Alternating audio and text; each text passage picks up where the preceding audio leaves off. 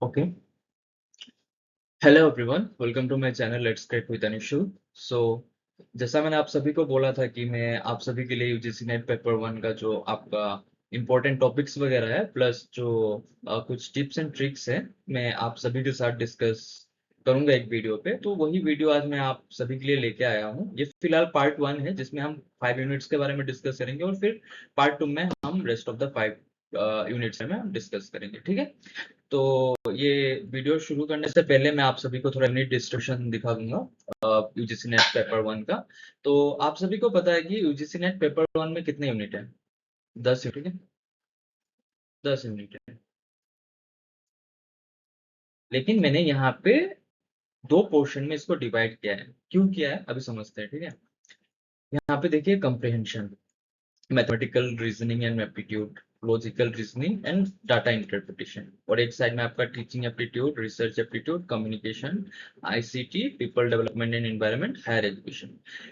ये जितने सारे यूनिट है ना, इस साइड वाले, लेफ्ट साइड वाले, वो आपके हैं थियोरिटिकल,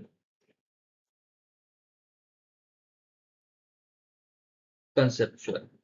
ठीक है, यहाँ पे हमको कुछ थ्योरीज वगैरह भी पढ़ना पड़ता है, कंसेप्ट समझना पड़ता है, फैक्ट समझना पड़ता है। तो ये almost teaching aptitude, research aptitude, communication, ICT, people development and environment, higher education, पूरा conceptual, theoretical, factual based unit है। ठीक है, comprehension, critical reasoning and epilogic reasoning, DI, सारे यूनिट आपके इस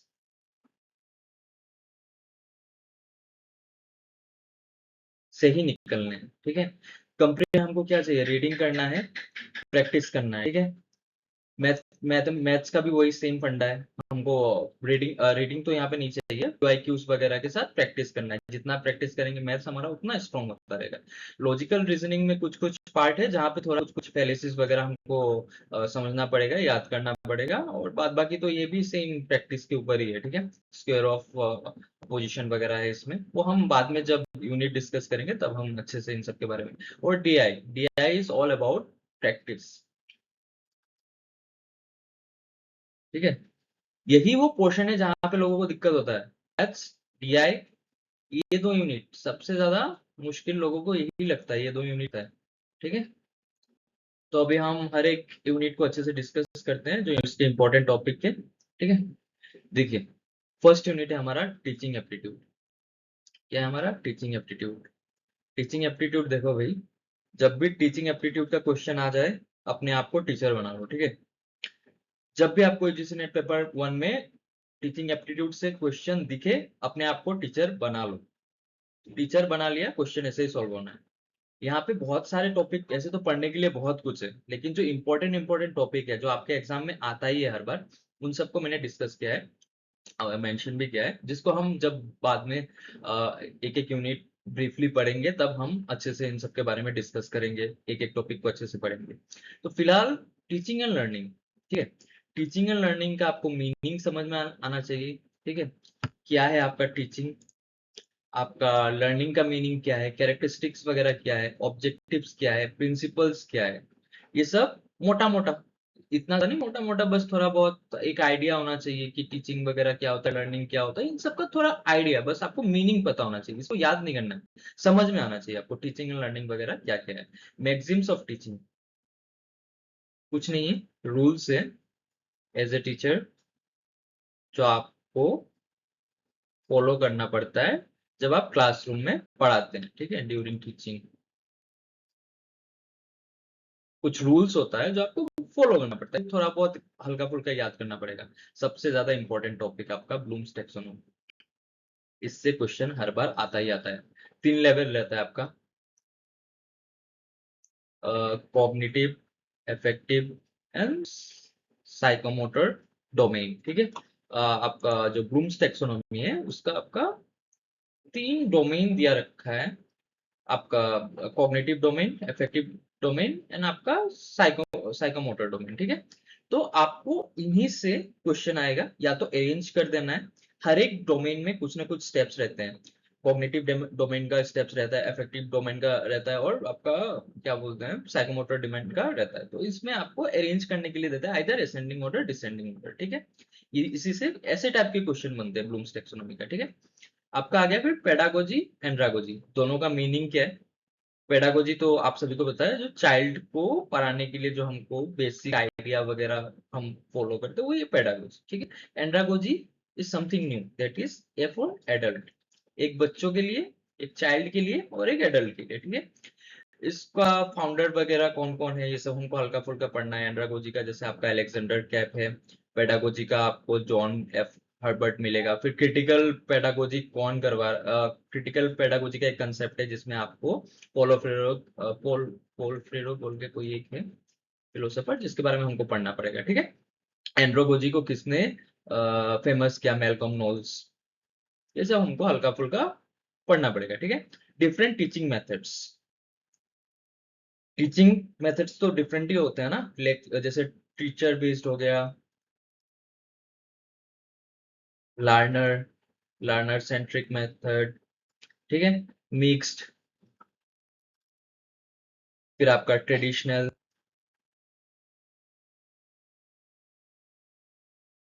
मॉडर्न या फिर प्रोग्रेसिव बोल सकते हैं, ऑनलाइन मेथड्स, ऑफलाइन मेथड्स। ये सब हमको इसमें हल्का फुल्का पढ़ना है और इसी से क्वेश्चन आता है। ज्यादातर क्वेश्चन आपको ब्लूम्स टेक्सोनॉमी से मिलेगा। और another one level of teaching, जिसमें हम memory level, understanding level and reflective level के बारे में पढ़ते हैं। Memory level, understanding level, reflective level, ये हमको पढ़ना है, किस किसने दिया है ये याद करना है, ठीक है। लेवल ऑफ टीचिंग, ठीक है।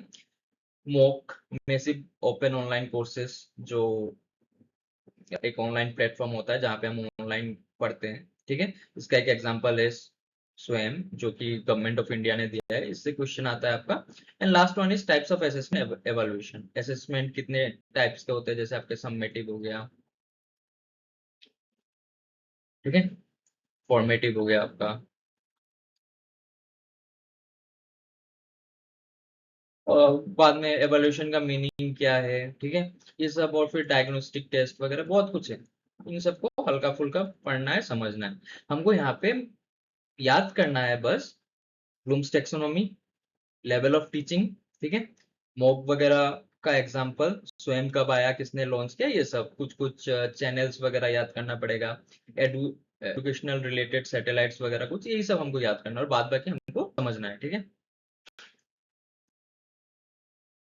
Our next unit is research aptitude, one of the most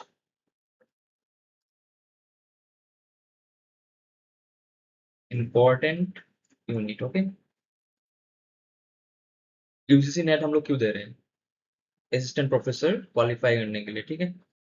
assistant professor अगर क्वालिफाई कर रहे हैं तो हमको पीएचडी वगैरह भी करना होता है, ठीक है। तो पीएचडी करने के लिए हमको क्या करना पड़ता है, रिसर्च करना, तो हमको मोस्ट इम्पोर्टेंटली रिसर्च का आइडिया होना चाहिए। तो रिसर्च एप्टीट्यूड में हम मैक्सिमम जो यूजीसी नेट पेपर 1 के क्वेश्चंस आते हैं आप लोग के, वो आते हैं आप लोग के types, methods, approaches of research, ठीक है। इससे क्वेश्चन आपको मिलेगा ही मिलेगा। स्टेप्स ऑफ राइटिंग रिसर्च, इससे भी आपको क्वेश्चन मिलेगा, अरेंज करने का आता है। और इस साल तो स्केल ऑफ मेजरमेंट के क्वेश्चन भर भर के दिए, जो आपका NOIR, nominal, ordinal, interval and ratio scale वगैरह, ठीक है। इससे क्वेश्चन आता ही है, बट यहाँ पे से मोस्ट इंपॉर्टेंट है आपके types, method, approaches of research, सारे रिसर्च डिजाइन वगैरह हमको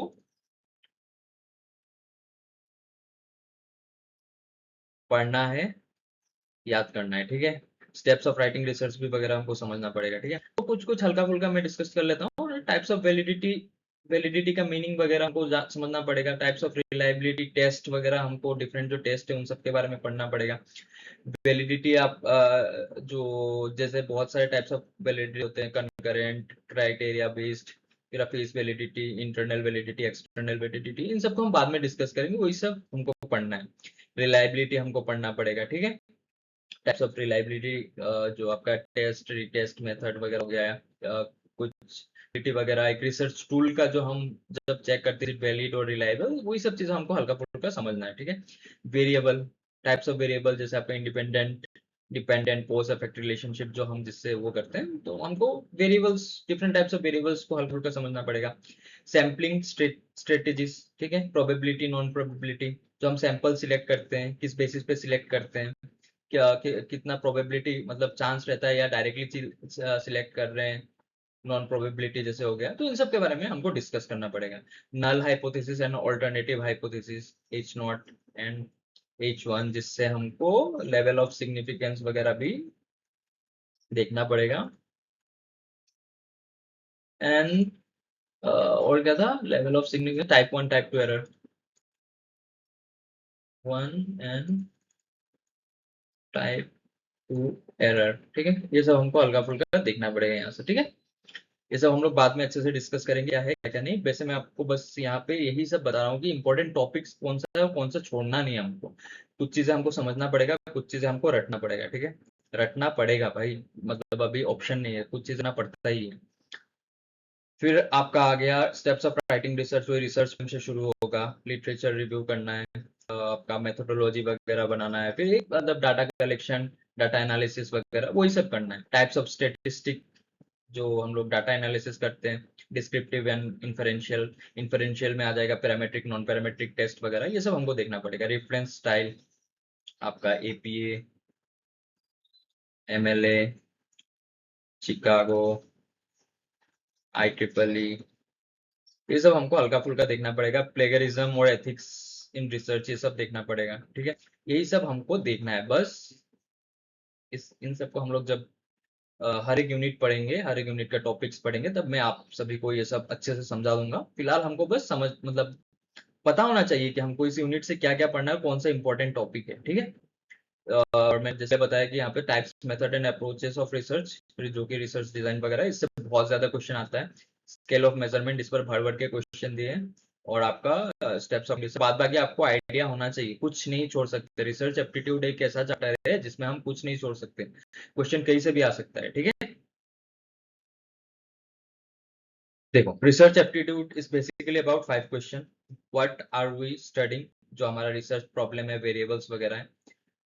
whom are we studying, population, sample जो हमारा सैम्पलिंग, रिसर्च हाउ आर, कैसे हम कर रहे हैं रिसर्च, डिजाइन वगैरह, मेथड्स वगैरह, टूल्स वगैरह, कौन सा टूल यूज कर, how do you know our findings are trustworthy, जो रिसर्च हमने यूज किया जिससे जो डाटा निकला है वो वैलिड है या नहीं है, रिसर्च टूल रिलायबल या नहीं है। How do analyse the data, last में होगा एनालाइज और फिर कंक्लूजन फाइंडिंग्स वगैरह। स्टेटिस्टिक जो हम यूज करते हैं एनालाइज करने के लिए डाटा को, फिर हाइपोथेसिस टेस्टिंग करते हैं। पूरा रिसर्च एप्टीट्यूड इसके ऊपर बेस्ड है और इसी से क्वेश्चन आता है। एक आप माइंड मैप की तरह समझ सकते हैं। पहले आपको वेरिएबल्स, प्रॉब्लम वगैरह, रिसर्च वगैरह क्या है, इन सब के बारे में समझना है। पॉपुलेशन, सैंपल, सैम्पलिंग क्या है, इन सब के बारे में समझना है। Designs, methods, tools, research related क्या है, वैलिडिटी, रिलायबिलिटी क्या है, स्टेटिस्टिक क्या है, हाइपोथेसिस टेस्टिंग क्या है, और क्वेश्चन इन्हीं से आते हैं। इससे बाहर से क्वेश्चन कुछ नहीं आएगा, ठीक है। Third unit, comprehension, it's all about reading, reading and practice. जितना हो सके आप पढ़िए, पढ़िए और प्रैक्टिस कीजिए, ठीक है। कॉम्प्रिहेंशन में आपको रीड करना है, प्रैक्टिस करना है, वरना कॉम्प्रिहेंशन होगा नहीं। पढ़ने का, समझने का और फट से आंसर निकालने का आपके अंदर एबिलिटी होना चाहिए, डेवलप होना चाहिए, वो विद टाइम होगा, ठीक है। ज्यादा नहीं, एक हफ्ता बैठ के आप एक दिन एक एक कॉम्प्रिहेंशन सॉल्व कीजिए, पढ़ के सॉल्व कीजिए, खुद से सॉल्व कीजिए, आपका डेवलप हो जाना ये एबिलिटी, ठीक है। Unit 4, communication. भाई the nation wants to know communication में से कौन सा इंपॉर्टेंट टॉपिक है, ठीक है। तो पहले तो हमको कम्युनिकेशन का मीनिंग वगैरह पता होना चाहिए, ठीक है। टाइप्स ऑफ कम्युनिकेशन वगैरह हमको पता होना चाहिए। बहुत सारे टाइप्स ऑफ कम्युनिकेशन होता है, जैसे आपका वर्बल हो गया, नॉन वर्बल हो गया, ये सब हमको पता होना चाहिए। बहुत सारे टाइप से हम बाद में डिस्कस करेंगे। इफेक्टिव कम्युनिकेशन क्या है, इफेक्टिव कम्युनिकेशन को रोक क्या रहा है, barriers, barriers to effective communication. फिर मोड कम्युनिकेशन, इसका आपको हल्का फुल्का आइडिया होना चाहिए, क्रोनोलॉजी वगैरह, फाउंडर वगैरह और स्पेशल उनके फीचर्स वगैरह, वो सब आपको पता होना चाहिए। Components of communication process, components क्या है कम्युनिकेशन प्रोसेस का, सेंडर, मीडिया, रिसीवर, यही सब है, नॉइज वगैरह इसमें आता है, ये सब हमको हल्का फुल्का पता होना चाहिए, ठीक है। मास मीडिया एंड सोसाइटी, ये मास मीडिया एंड सोसाइटी से क्वेश्चंस कम ही आते हैं, लेकिन फिर भी आपको थोड़ा बहुत इससे रिलेटेड कुछ थ्योरीज है, ठीक है। का हमको थोड़ा बहुत हल्का फुल्का आइडिया होना चाहिए, जो हम बाद में पढ़ेंगे। फिल्म्स के बारे में अभी हमको आइडिया होना चाहिए, एक्टर एंड एक्ट्रेस। भाई यूजीसी नेट पिछले 2 साल से, आई गेस लास्ट 2025 का जून से इन लोग ने ये गेम खेलना शुरू किया है कि ये लोग कहीं से भी फिल्म के रिलेटेड क्वेश्चंस वगैरह दे दे रहे हैं। एक्चुअली सही है, इसमें कुछ वो नहीं, मास मीडिया ये सब आता ही है, उसमें मास मीडिया वगैरह में फिल्म वगैरह आ जाता है। तो आपको फिल्म्स वगैरह, एक्टर एक्ट्रेस कौन किसमें थे, पुराने से लेकर नया कौन सा मूवी लाइक ऑस्कर वगैरह जीत रहा है रिसेंटली, इन सबका मतलब करंट अफेयर्स रिलेटेड कुछ चीजें पता होना चाहिए मूवीज का, ठीक है। बाकी तो इस यूनिट से आपको वही communication types, effective communication, components of communication process, ये सब आपको समझ में आना चाहिए, ठीक है। याद रहना चाहिए कुछ कुछ चीजें, मॉडल्स वगैरह इसमें, ठीक है। Last unit mathematical reasoning and aptitude, गणित, इसने बहुत लोगों का जीना हराम करके रखा है। इसमें आपको कोड्स एंड रिलेशनशिप्स, जो कुछ लेटर्स दिया रहता है वो कोडेड फॉर्म में रहते हैं, वो सब आपको निकालना रहता है, ठीक है। आपको फ्रैक्शन आना चाहिए, ठीक है। टाइम एंड डिस्टेंस से रिलेटेड क्वेश्चंस आते हैं, वेलोसिटी निकाल दो, स्पीड निकाल दो, ठीक है। वेलोसिटी, एवरेज स्पीड, ट्रेन वाला जो दो ट्रेन चल रहे हैं एक सेम डायरेक्शन ऑपोजिट डायरेक्शन, ऐसा एवरेज स्पीड निकालने का होता है। रेशियो एंड प्रोपोर्शन, परसेंटेज वगैरह इंक्रीज हो रहा है, डिक्रीज हो रहा है, ठीक है। ये सब परसेंटेज रिलेटेड क्वेश्चंस आते रहते हैं। प्रॉफिट एंड लॉस, सबसे ज्यादा क्वेश्चन आपको profit and loss, simple and compound interest, percentage, इन तीनों से मिल जाएगा, ठीक है। यूजीसी नेट का प्रॉफिट एंड लॉस से सबसे ज्यादा क्वेश्चन आता है, परसेंटेज से आता है, और सिंपल एंड कंपाउंड इंटरेस्ट से तो आता ही आता है, ठीक है। तो इन सब चीजों को आपको प्रैक्टिस करना है। मैथ्स में कुछ नहीं है, आपको टॉपिक्स इतने ही मिलेंगे, आपको करना है पीवाईक्यूज और उनको करना है प्रैक्टिस, ठीक है। मैथ्स के लिए इतना ही बोलूंगा, प्रैक्टिस भाई, मैथ्स का कोई चारा नहीं, आपको थोड़ा बहुत बेसिक मैथ्स आना चाहिए, प्रैक्टिस करके ही आपका वो स्किल डेवलप हो जाएगा, सॉल्विंग स्किल्स, ठीक है। लास्ट में कुछ जो मैं बताना चाहूंगा, लाइक मैंने एक पेज खोला था 16 जून, आई गेस हमारा नेट जो लास्ट 2026 का हुआ था वो 20 या 19 से शुरू हुआ था, 20 आई गेस 20 से शुरू हुआ था। तो उस टाइम मैंने एक पोस्ट किया था जस्ट 5-6 दिन पहले एग्जाम का, UGC net Brahmastra for paper 1, PYQs, repeat terms, don't ignore, solve minimum 5 years PYQs, ठीक है। पीवाईक्यू इस बार सॉल्व करना था, ठीक है। यूजीसी नेट कुछ नहीं करता, यूजीसी नेट पीवाईक्यू ही ऑलमोस्ट 50% आपको क्वेश्चन मिलेंगे वो पीवाईक्यू का पैटर्न फॉलो करके ही दे देते हैं वो लोग, पीवाईक्यू से रिलेटेड ही मिल जाएगा। इस बार तो कुछ कुछ पेपर्स में आपका पीवाईक्यू उठा के सीधा दे दिया है, ठीक है। तो हमको पीवाईक्यू करना है, 5 साल का नहीं हो रहा, 3 साल का, मतलब हर एक साल में 2 सेशन है, 6 सेशन का आपको पेपर करके जाना है पीवाईक्यू, आपका 50% एग्जाम वहीं पे क्लियर हो जाएगा, ठीक है। अगर यूजीसी नेट एक बीमारी है तो उसका इलाज पीवाईक्यू है, तो आपको पीवाईक्यू कभी इग्नोर नहीं करना है, पीवाईक्यू पढ़ना है, करना है, प्रैक्टिस करना है, बैठ के एज ए मॉक टेस्ट दो पीवाईक्यू को। अलग से कुछ मॉक टेस्ट वगैरह नहीं चाहिए हमको, पीवाईक्यू वगैरह हमको एज ए मॉक टेस्ट, ठीक है। बैठ के लग जाओ, प्रिंट करवा लो, प्रिंट करवा के खुद से वो करो, ठीक है। तो इसी के साथ मैंने 5 यूनिट आप लोग को बता दिया है, जो जो इम्पोर्टेंट टॉपिक वगैरह है, क्या क्या है। और बाद बाकी जो 5 यूनिट बच चुके हैं वो मैं अपने सेकंड पे आऊंगा। आई विश आप सभी को ये वीडियो अच्छा लगा होगा। Thank you so much. Okay.